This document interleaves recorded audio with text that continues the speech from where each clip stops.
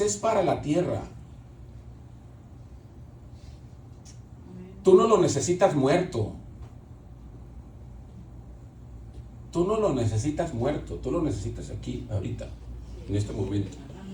Y entendido de manera, a lo mejor si tú quieres, muy pragmática, algo fría, pero no puede ser de diferente manera.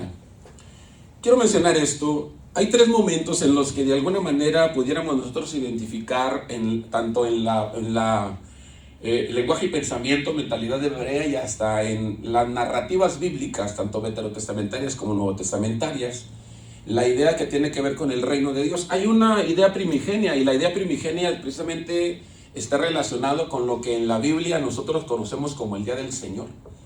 Casualmente el Día del Señor nosotros lo tenemos muy relacionado, y es algo en lo que no pensamos nunca, pero lo tenemos muy relacionado con la experiencia pentecostal.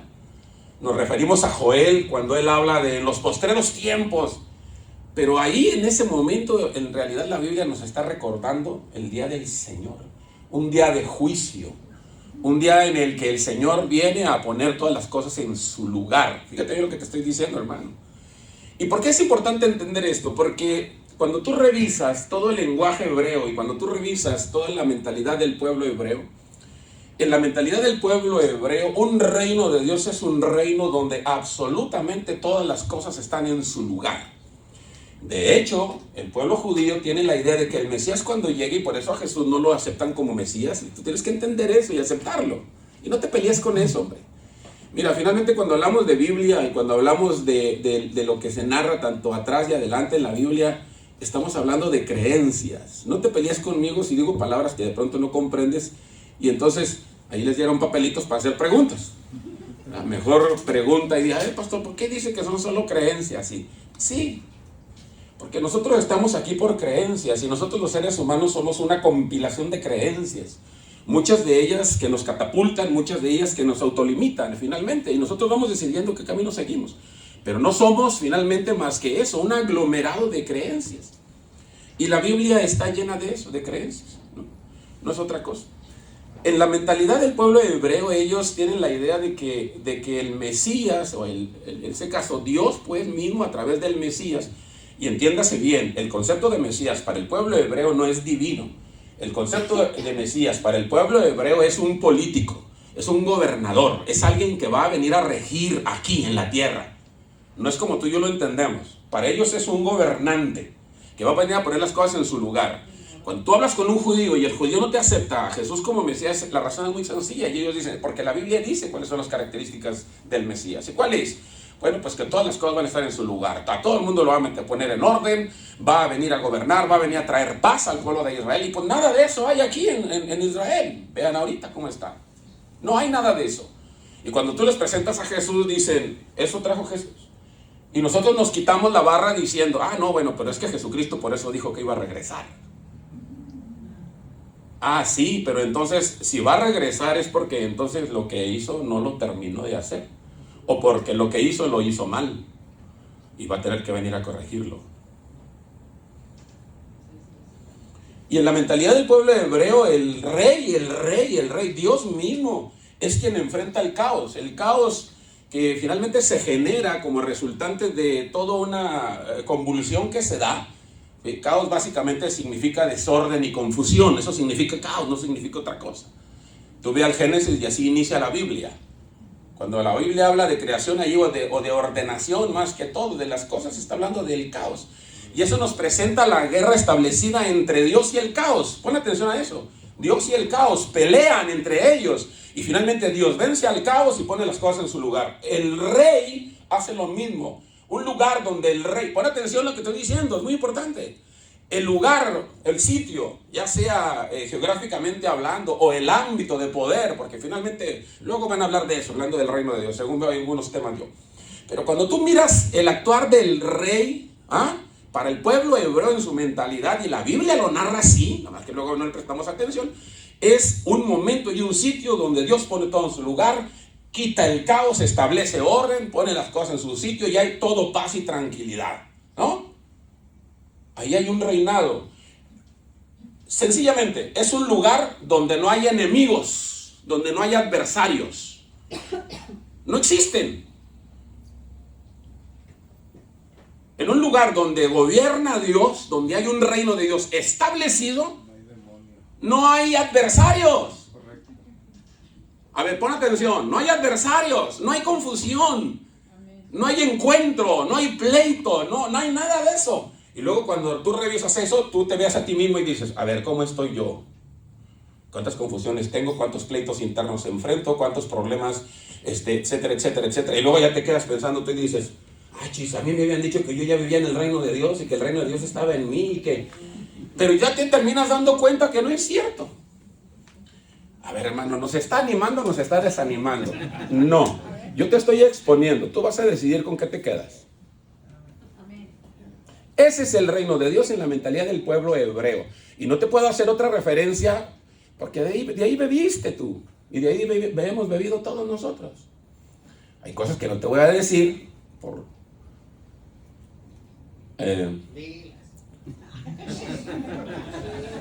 Suéltate, tremendo. Tú ni me estás prestando atención, chaval.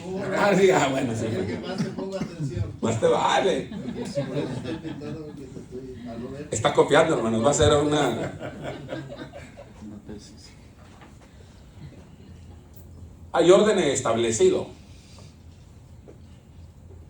Por eso llega Jesús, echa fuera a los demonios, y luego la gente viene y le dice, echa los demonios por el espíritu de Belcebú.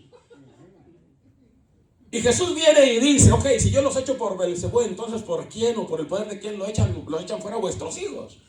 Y luego dice Jesús, mas yo, si por el poder de Dios echo fuera a los demonios, entonces ciertamente, alguien termínelo, el reino de Dios, ¿qué, hermanos? Ha llegado a ustedes. Porque cuando Él viene y echa fuera a los demonios, está poniendo de manifiesto la evidencia que durante todo el Antiguo Testamento se narra acerca de la idea del reinado de Dios, donde el caos es sujeto, donde el orden, ¿sí? Quitad el desorden, quitado de en medio, donde la confusión, y entonces dice, aquí, luego en la narrativa, espero que alguien me esté captando la idea cuando hablo de narrativa. En la narrativa nuevo testamentaria, donde se presentan los demonios, pero pues los demonios son el representativo del caos. A nosotros se nos ha enseñado ya en lenguaje muy helenístico y más moderno, pues, la idea del diablo, de Satanás y todas estas cuestiones con las que luego a veces nosotros nos quitamos la barra para no servir a Dios como debiéramos. Va a ir a la celebración, al culto, hermano, si Dios quiere, hermano. Y cuando no fue, ¿por qué no fue?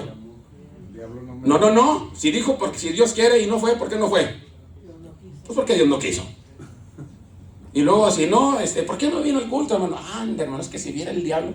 Y total que o es Dios o es el diablo. ¿Pero qué creen? Nosotros siempre salimos limpios. O sea, o Dios o el diablo tienen la culpa, pero nosotros los hermanos y los seres humanos siempre estamos bien. ¿Qué es eso? El día del Señor es día de juicio. Ahí nace la idea de el reino de Dios, como una evidencia manifiesta de que hay alguien que es el único que puede someter todas las cosas y ponerlas en su lugar. Y aquellos que merecen van a ser juzgados y van a recibir lo que les corresponde.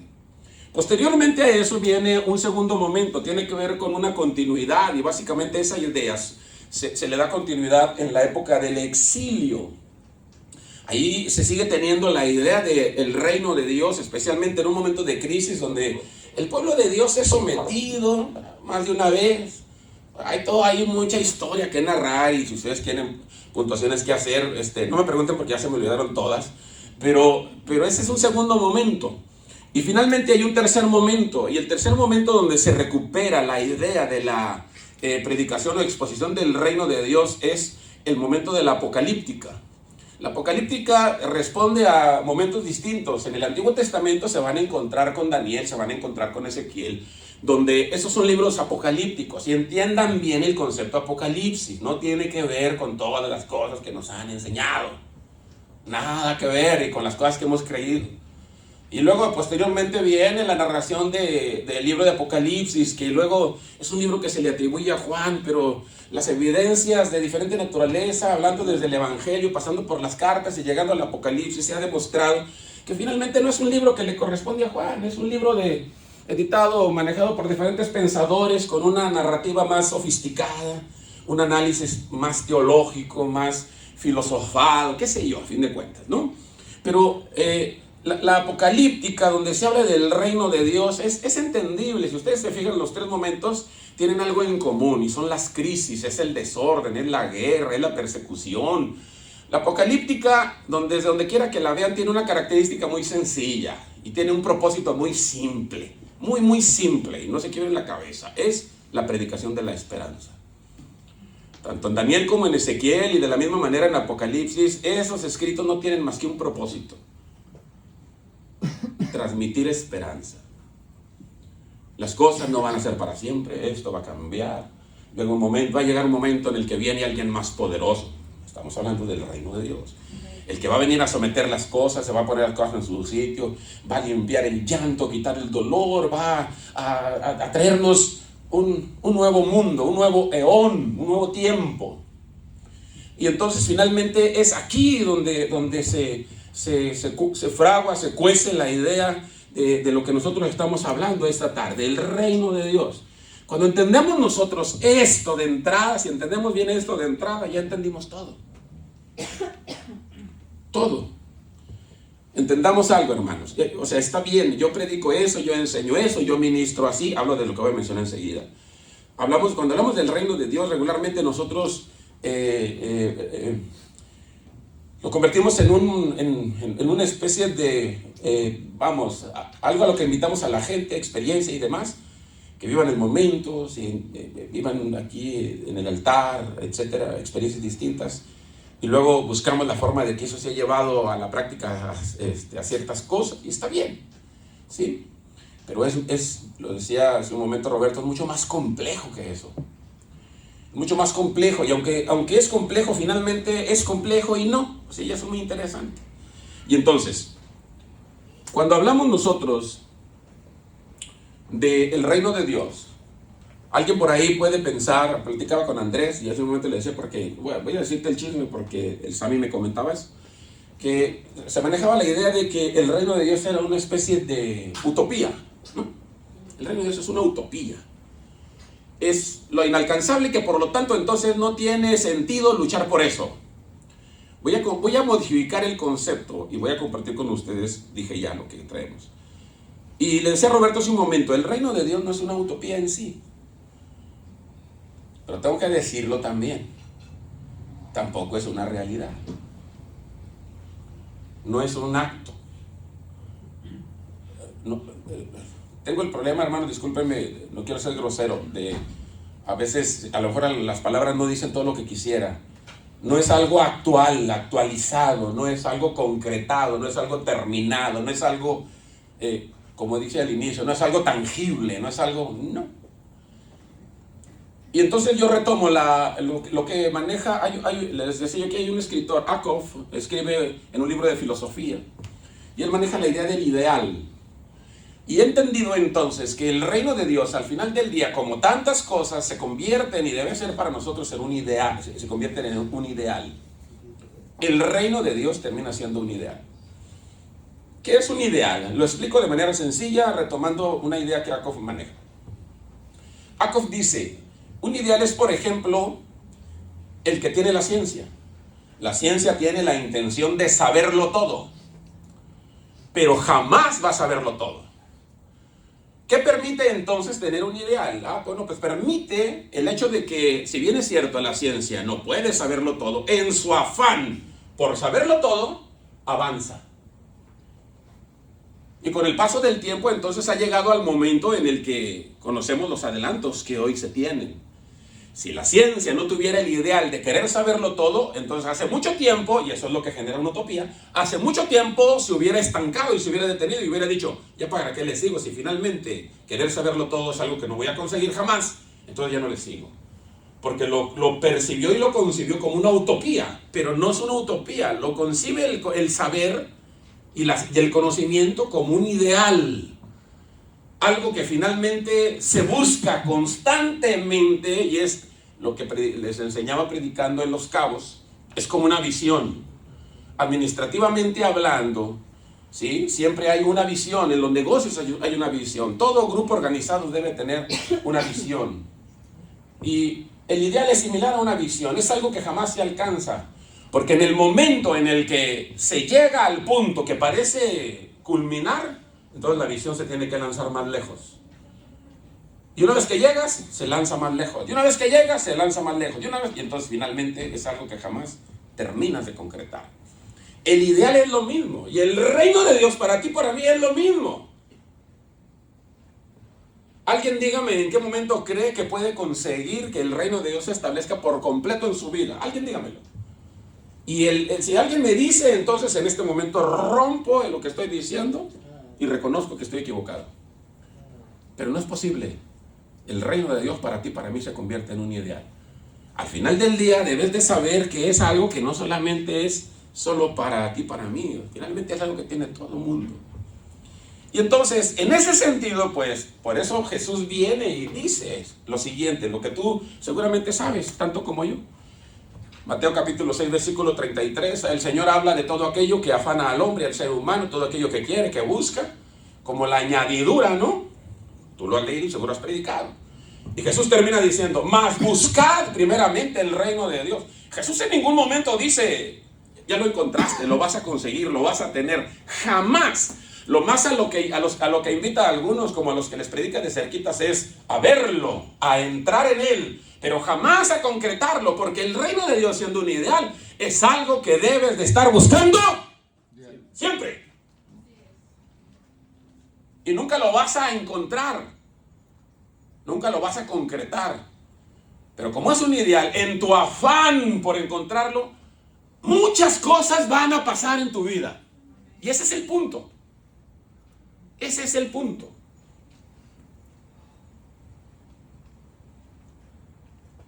Así es que a veces en términos del reino de Dios hay quienes manejan postulados distintos.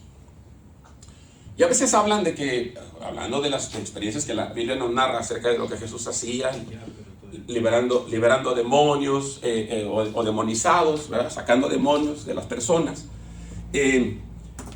Los milagros, que luego se dice que no eran milagros, no son comprobables. Es cierto, la ciencia regularmente no se ocupa de los milagros, pero sí ha entendido estadísticamente que todas las cosas que ocurren en una gráfica de campana de Gauss, en las coletas donde cierran, que es la posibilidad mínima de que las cosas se den, ahí es donde pasan los milagros. Y entonces, muchos predicadores y lugares donde se habla del reino de Dios, se dice que el reino de Dios le caracteriza los milagros y las cosas espectaculares. Y yo digo, está bien. Y el que hace eso es porque está en el reino de Dios, ya. Bueno, está bien. No comparto la idea, porque eso es limitante. Nosotros los seres humanos, hermanos, el día que querramos nosotros uniformar a toda la gente, estaremos cometiendo el peor de los errores. Jamás. Porque no todos somos médicos. No estamos hechos para eso. Pero somos capaces. Yo le digo a mi hijo mayor es médico, yo le digo a mi hijo y a mi hija más chica que también está estudiando medicina. Si tú me preguntas a mí, yo no tengo ningún problema. Yo creo que tengo la capacidad de aprenderme todas las partes del cuerpo, aprenderme los elementos de la tabla periódica, aprenderme los nombres de los medicamentos, que son miles de medicamentos. Y yo creo que puedo aprenderme todo eso. Pero no me enseñes la sangre, porque no, yo he tenido accidentes y yo este dedo me lo lastimé en un negocio que tenemos. Y el médico estaba trabajando y mira que no, que mírele usted y trabájale usted. Y mi esposa, que también trabaja en el área médica, ella sí miraba y ella estaba mirando ¿con qué está batallando? No, espérate, no digas nada. Y él ahí, yo no, le digo, yo eso no puedo. No estoy hecho para eso. ¿Por qué no todos somos ingenieros? ¿Por qué no todos son pastores? No estamos hechos para eso. Potencialmente hablando, podemos tener las capacidades ahí guardadas, adormecidas, pero no estamos hechos para eso. Se requieren no solamente capacidades, se requieren aptitudes. Tengo que decir, y tú tienes que reconocer, que en la iglesia tampoco todo el mundo está hecho para todo. No todo el mundo está hecho para echar fuera demonios, y no todo el mundo está hecho para sanar, y no todo el mundo está hecho para eso. Como pastores predicamos, y hermano, tú puedes, y ve, y haz, y mira. No todo el mundo está hecho para evangelizar, no todo el mundo está hecho para eso, hermano. Y muchas cosas se pueden aprender, pero no todo el mundo está hecho para eso. En el reino de Dios, entonces, los postulados que establecen estas características para designar a los hombres y mujeres que están en y viven en el reino de Dios es un error garrafal. Puedes no estar de acuerdo conmigo, por eso te estoy argumentando. La pregunta es, ¿para qué sí estamos hechos? Y hay algo para lo que sí estamos hechos todos, sin excepción, para buscar el reino de Dios. Todos. Porque finalmente la búsqueda implica parte de lo último que quiero mencionar. Y tiene que ver con los postulados de Jesús. Los postulados de Jesús nos orientan a echarle una ojeada al capítulo 5 de Mateo. Ustedes lo han leído, ¿verdad? Y el Señor Jesús en las enseñanzas o en la narrativa bíblica, en los labios de Jesús se ponen las palabras que nos invitan a nosotros a recordar sus postulados. ¿Sí? Y a donde quiera que volteas, Gálatas capítulo 5, 22 y 23, en una narrativa establecida por Pablo, por lo menos según se maneja la idea de que es Pablo quien lo dice, nos recuerdan a nosotros cosas que nosotros regularmente predicamos. Si tuviera que hablar de cultura, yo hablaría de esto como uno de los elementos propios de la cultura. Junto con ello hay muchas otras cosas más que a lo mejor habría que mencionar para que yo no sé si estamos hechos o mentalmente hablando, me refiero, no en términos de capacidades. Si estamos preparados mentalmente hablando para vivir dentro de la cultura del reino de Dios. En ese sentido sigue siendo necesario convertirnos en buscadores. Mateo y Gálatas nos recuerdan aquellas cosas que se convierten en parte de lo que tenemos que buscar como el ideal. Amor, gozo, paz, paciencia, benignidad, bondad, fe, mansedumbre, templanza. Es lo que dice Pablo. Jesús habla de la oración, habla del perdón, de la misericordia, de la compasión. Síguele con la lista, de la empatía, de la comprensión. O sea, son los postulados de Jesús. ¿Qué tan misericordiosos somos nosotros? ¿Qué tan pacientes somos nosotros? ¿Qué tan bondadosos somos nosotros?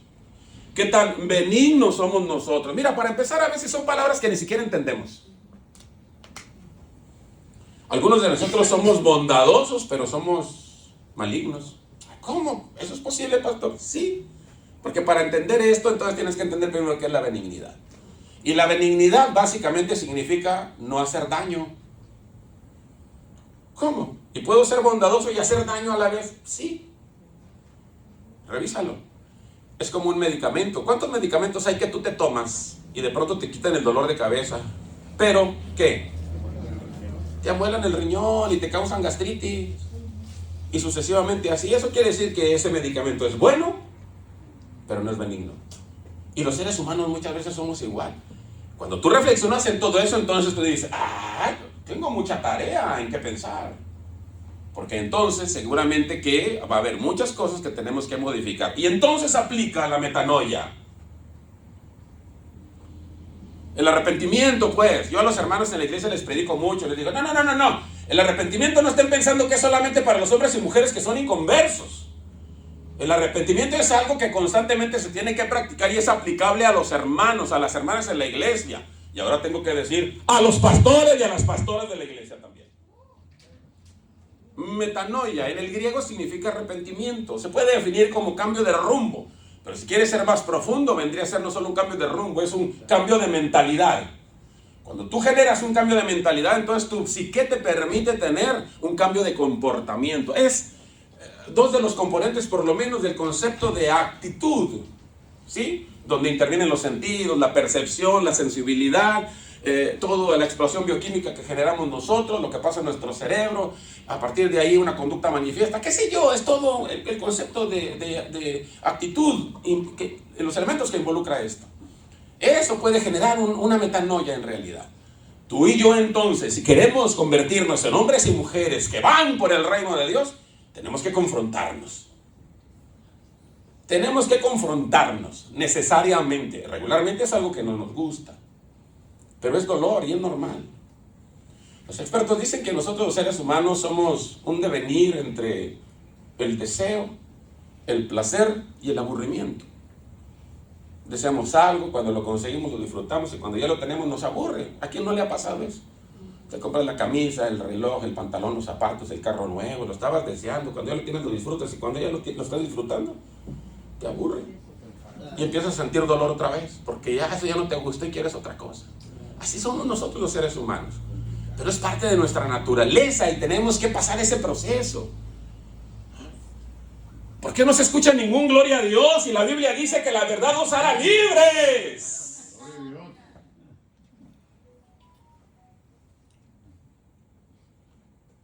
Ahí está el reino de Dios delante de nosotros.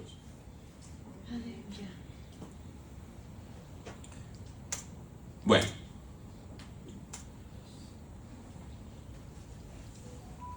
A propósito de todo esto, no estoy manejando los titulares, nada más Roberto las está viendo de las diapositivas, pero es importante romper ciertas creencias en nosotros, hermanos. ¿Sí? Y decía ya al inicio que la idea hebrea del reino de Dios, y por eso la Biblia lo dice, y lo leemos y lo oramos, y hágase tu voluntad, Señor. ¿Alguien dígalo? Así como en el cielo, también en la tierra. O sea, cuando ellos miran aquí, ellos dicen, este es el reflejo de lo que pasa allá, aquí está, ¿no? Lo entienden así. Son cosas que Dios hizo. A veces nosotros no entendemos que Dios nos ha puesto aquí con un propósito mucho más... a ver, los propósitos son mediáticos. El Señor tiene objetivos muy específicos. Esos objetivos responden a sueños engendrados en la oscuridad, en lo oculto. Y Dios nos tiene aquí para eso. Empatarnos con ellos, identificarlos y descubrirlos es una tarea ardua, complicada, no fácil de conseguir. Por eso ayer les decía, no hablemos de Espíritu Santo y cosas invisibles y demás, porque no vamos a saber de lo que estamos hablando. Pero finalmente el Señor tiene intención e intencionalidad. En lo que ocurre, hay una razón por la que pasa y nos lleva hacia algún lado. Todas las cosas que pasan las hace Dios, sin excepción. Yo sé que no vas a estar de acuerdo conmigo, tal vez, pero no.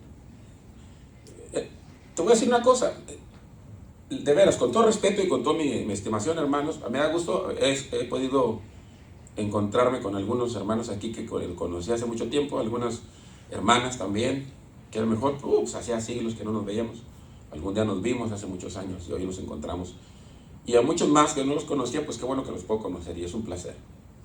Pero con toda la estimación y el amor, de veras te lo digo, lo que estoy diciendo no lo estoy diciendo para que estés de acuerdo conmigo. No vengo a eso, a que estés de acuerdo conmigo. A mí me invitaron y me dijeron, me dijo Sammy, haz una exposición. Yo quiero que los hermanos escuchen las diferentes vertientes de donde se puede visualizar el reino de Dios. Y dije, bueno, pues esta es la mía.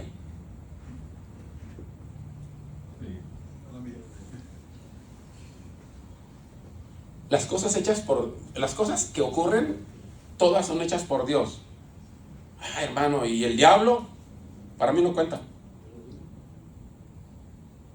¿Sí oyeron eso? Digo, otra vez, ¿soy yo? Para mí no cuenta. Para mí no existe. Hermano, pero la Biblia, luego platicamos si quieres de lo que la Biblia dice. Pero no cuenta. Todo lo que pasa ocurre porque Dios quiere. Porque Dios lo permite. No se peleen conmigo, vayan a la Biblia. O no era un demonio el que llegaba y atormentaba a Saúl, eso dice la Biblia. Y no dice literalmente, y que de vez en cuando un demonio, ¿de parte de quién? De Dios. Es porque Él quiere. Todo lo que ocurre pase porque Dios quiere. Todo lo hace Dios, directa o indirectamente. Y ahí estamos nosotras. Hermanos, deberían decir amén, gloria a Dios, porque estoy diciendo que Él controla todo. En el hebreo la palabra emunah, fe, eso significa, no significa otra cosa, no significa milagros, portentos. No. Emunah significa, en términos de fe, significa algo tan sencillo como Dios tiene el control de todo. Sin excepción, de todo. Hace un momento alguien, la hermana, decía de que Dios hace todo, de que Dios es todopoderoso, y es cierto, esa es una concepción que nosotros tenemos. Dijo algo muy interesante, a lo mejor no le prestaron atención, pero es cierto. A ver cuántos dicen amén. Dios puede hacer todo. Amén. Te fijas que como que se me están agüitando, o están durmiéndose por la comida, hermano. Ya les hizo digestión. Dios lo puede hacer todo. Pero tengo que decir que no lo hace todo. Dios lo puede hacer todo, pero no lo hace todo. Respeta su cuerpo. ¿Sí, así? Todo lo que ocurre. A ver, entonces, ¿por qué al final del día hay muchas cosas que nosotros luego lo empezamos a calificar de malo? No todo lo que ocurre en nuestra vida, aun cuando tenga características agridulces, son malas, hermanos. Tenemos que aprender a ver la vida con otra perspectiva. ¿Dónde queda aquella expresión paulina de pero nosotros tenemos la mente de Cristo? O sea, imagínense a Jesús yendo al Calvario, imagínense con todas las peripecias previas pero tenemos la mente de Cristo. No, en eso aplica. De tal manera que entonces es importante entender que hasta en el cielo, y no voy aquí a hablar de arcángeles y serafines y querubines y ángeles y todo ese rollo, porque batallo para decirles las cosas que quieren o necesitan, que debo de decirles, y voy a querer decirles cosas que no quiero. Pero hasta en el cielo hay jerarquías. Todos nosotros hemos creído eso. ¿O no? Hasta en el cielo hay jerarquías. Y Dios lo estableció.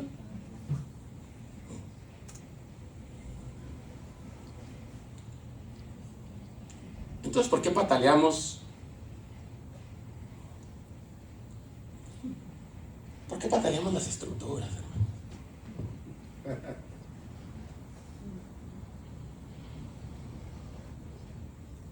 ¿Por qué? Si ustedes me preguntan a mí, y yo les voy a dar la respuesta en esto que voy a mencionar.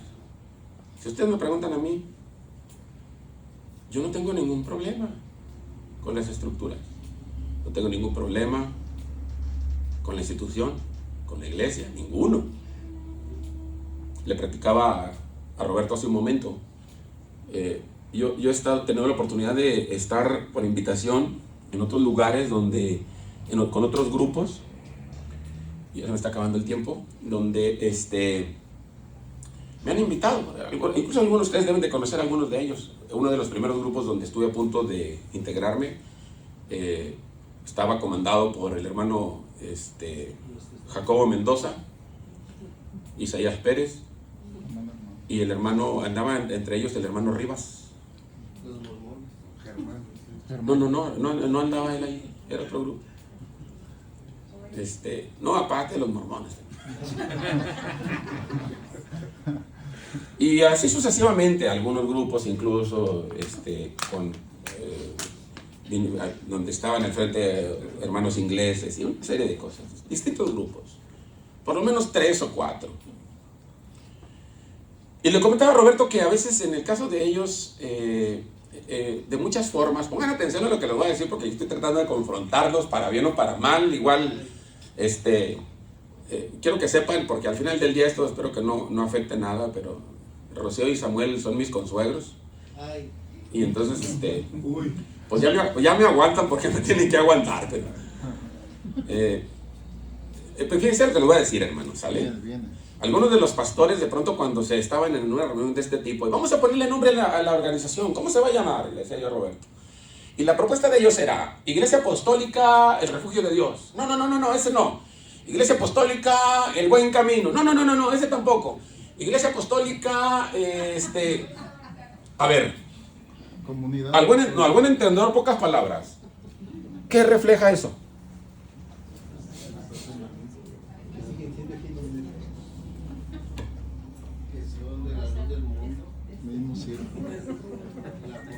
Ellos están añorando el lugar de donde salieron. Es el mismo círculo. Ellos están añorando el lugar de donde salieron. Y no salieron en buenos términos, hay que decir. Yo tuve que ponerme delante de ellos y decirles, miren hermanos, aquí tenemos un pequeño problema y hay una pequeña grande diferencia y les voy a decir cuál es. Y la diferencia radica, así se los dije, perdón, no, ahí si raspo algún mueble, disculpen. Y la diferencia radica en el hecho de que a ustedes los corrieron de la iglesia. A ustedes los expulsaron, ustedes tuvieron problemas y por eso se salieron. Yo no. Yo decidí salir, o sea, a mí no me hicieron al feo, yo les hice al feo. Yo entregué una carta de renuncia y les dije, aquí está. Ahora ya le platiqué también por qué a Roberto. Yo no sé si sea la experiencia de muchos. Pero yo, de que, hermano, usted ha visto el poder, porque de pronto, por lo que estoy diciendo y más cosas que no estoy diciendo, alguien podría decir, ¿a poco es pastor? No, y no les he dicho cosas mucho más graves que de veras, pero hablando de lo que estamos exponiendo, pero la verdad es que, si yo decía a Roberto, oye Roberto, la gente sanaba a los ojos de los pastores. ¿Pero qué hacía el hermano Neftalí? Pues estaba en ayuno y en oración. Duré literal, yo digo para una gloria de Dios, años en ayuno, horas en oración. A veces estaba en ayuno en pleno domingo, después de haber ministrado, ir a atender a la iglesia, y literal, estando allí en el pleno púlpito, estando en ayuno, yo sentía que me iba a desvanecer, me tumbaba el aire y me agarraba del púlpito como podía para aguantar ahí. Y donde íbamos y ministrábamos, las iglesias más importantes del distrito, estoy hablando en aquel tiempo, en Torreón eran 60, 70, 80 iglesias, estoy hablando de hace 17 años, y salíamos a ministrar y la gente sanaba. Fracturada la gente ahí, se quitaba las vendas. Miren hermanos, o sea, delante de los pastores. ¿Y saben a los pastores que era lo único que les interesaba? Pues que yo ponía a ministrar a la gente, hombres, mujeres, como dice, le decía Roberto, como dice la Biblia, de todo tribu y lengua, y ministraban, ungían con aceite y la gente sanaba. De hecho, mi esposa era la experta echando fuera demonios, literal, lo digo en serio, es la experta echando fuera demonios. Y hubo liberación de demonios, hubo de todo. Entonces, hermano, ¿y qué pasó? Muy sencillo. Yo veía cómo eso les causaba molestia, incomodidad, y dije, no quiero causar esto, ni quiero generar esto, no quiero que pase algo más adelante, que les puedan decirles algo a los hermanos. ¿Qué necesidad, no? Como dijo el apóstol Juan Gabriel. Y ahí nos vemos. Y nos fuimos a la iglesia.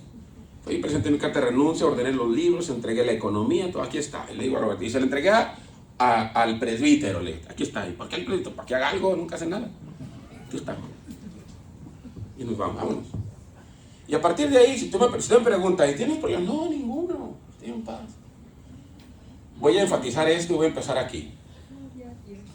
Es tiempo de cerrar. ¿Qué, hermanos? Ciclos. Es tiempo de cerrar ciclos. Es tiempo de darle vuelta a la página, hermanos. Ya es tiempo de eso. ¿A dónde voy con esto? Escúchame. Las instituciones no son el problema. Las estructuras no son el problema. Estoy hablando del reino de Dios. Alguien contésteme la pregunta. ¿Quién es el problema, hermano? Dilo. ¿Quién es el problema? Yo soy el problema. Buscad el reino de Dios. Entonces, si nos damos a la tarea de buscar realmente el reino de Dios, ¿sí? Esto tiene posibilidades. Puede cambiarse. Así es que al final del día, el secreto para ti y para mí será siempre aprender a vivir. Voy a terminar, porque ya Me queda un minuto. Estoy sobre los 45. Tengo unas propuestas para aterrizarlo. De veras, muy sencillas. No voy a abundar, solo lo voy a leer. Te invito a que elevemos nuestra calidad personal. Eso es reino de Dios. Te invito a que seamos menos románticos y seamos más prácticos. Ahorita te voy a oír, tremendo. Te invito a que establezcamos. Quisiera decir mucho más, pero te invito a que establezcamos una forma de vida. Fíjate lo que te voy a decir. En la medida de lo necesario, contracultural. Eso va a ser reino de Dios. Te invito a que estemos conscientes de que todo tiene un tiempo de vigencia y eventualmente hace falta una revisión. Porque estamos hablando de estructuras e instituciones. Necesitamos las estructuras. No quiero hacer comentarios más así, más directos porque no tiene caso, pero... Y recuerden que esto es una búsqueda permanente, hermanos, el reino de Dios. Métete en la cabeza, por favor, acuérdate, es un ideal. No lo vas a encontrar, el reino de Dios. Pero en tu afán por encontrarlo, cada vez vas a estar más cerca. El cuarto rey mago. Amén. Dios les pague. Felices sus preguntas, deben tener muchas. Denle un aplauso al Señor. Al Señor, ¿a qué? No pida. Preparen sus preguntas, a ver. No hagan. Les voy a decir algo. Les tengo una buena noticia. Ese ideal que ustedes tienen, un día lo van a alcanzar. ¡Aleluya! Nada más yo te creo. Sí, y es que le voy a decir algo. Llegará la plenitud del tiempo, de los tiempos, en que Jesús venga y ustedes habrán alcanzado la plenitud. Amén. Pues ya me las contestó mi hermano. Hay un concepto teológico que se llama el ya, pero todavía no. Pero aún no. Ya, pero todavía no. Y ya estamos experimentando el reino, pero no en su plenitud total. Pero llegará el tiempo en que venga la plenitud y entonces ustedes van a ver lo que Dios dijo que seríamos. Lo verán con todo su esplendor y la gloria de Dios se va a manifestar con poder en nuestras vidas. Y si no lo ven, de todas maneras búsquenlo. Amén, amén.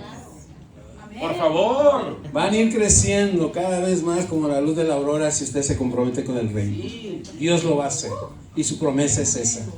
Amén. Vamos a ver las preguntas. No hay. ¿No hay? Sigue, chava. Pasamos a una dinámica porque esto está muy interesante para la dinámica, Elizabeth. A ver. Yo ya no traigo lentes, tú traes. Allá la hermana Marta. A ver.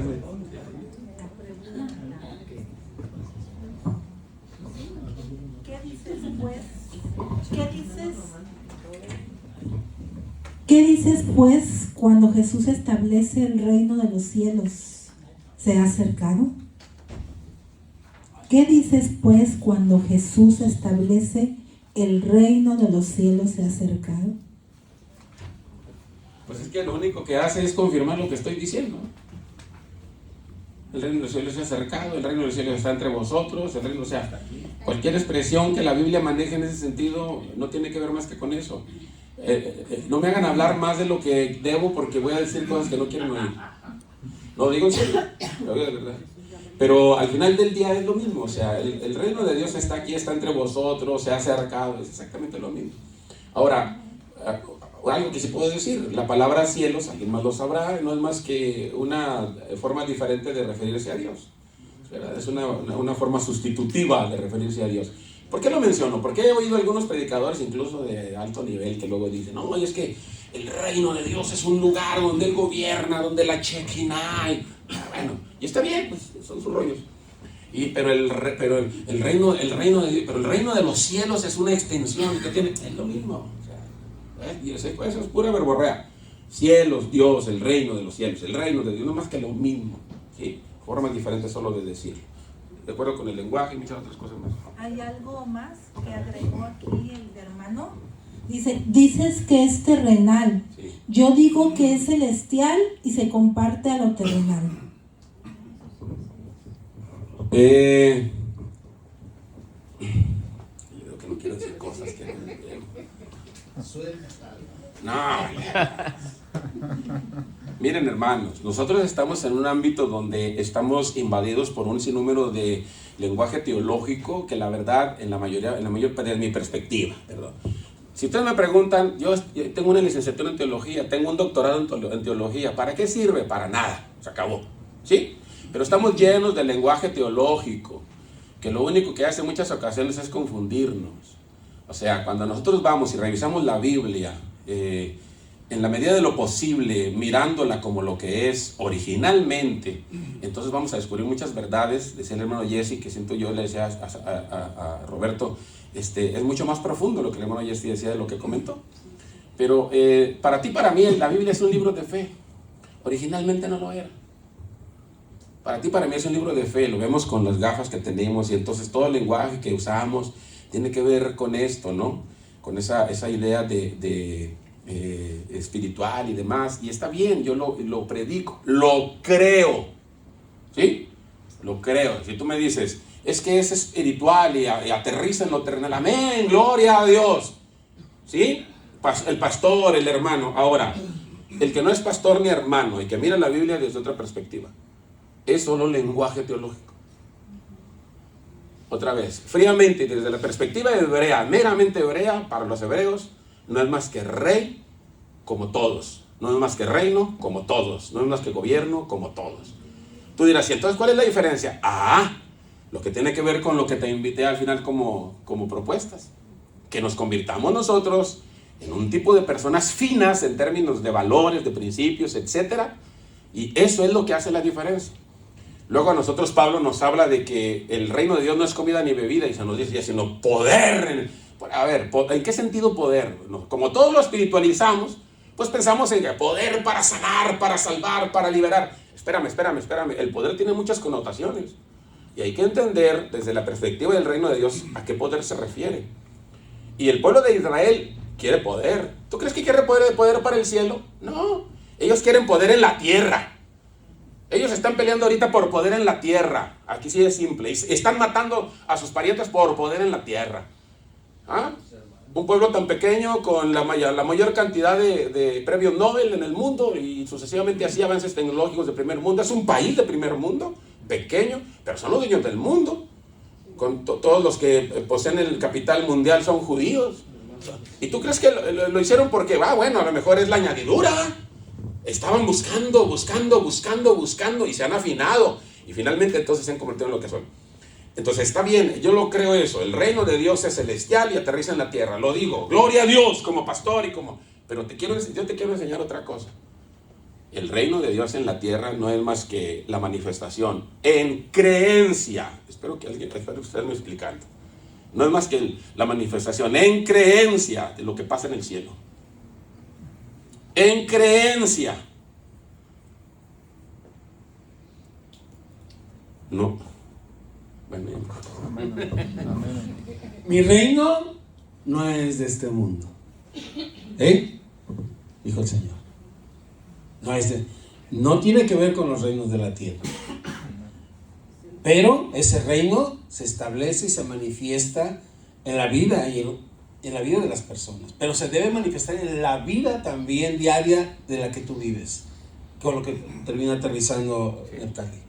Y yo creo entonces que debemos tratar de vivir ese desafío y esa vida. Y creo que la vida, las cosas, muchas de las cosas, aquí no todo lo que me dice Neptali yo lo abrazo.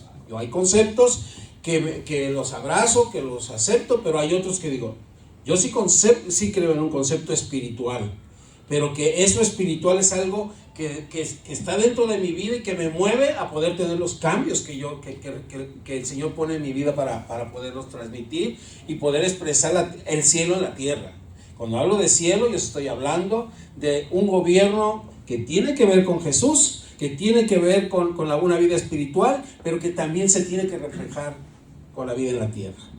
Y yo creo que hay que tratar de reflexionar y vamos a hacer una dinámica donde vamos a platicar cómo podemos aterrizar lo que nos comparte y ustedes también escuchar ahí en los círculos cómo podemos vivir esa vida que nos desafía el hermano Neptalí. Amén. Vamos a pedirles entonces a nuestra hermana Elizabeth, vamos a este lugar y ella nos va a decir qué dinámica vamos a hacer y vamos a quitarle también un poquito de tiempo para irnos acomodando con la siguiente conferencia.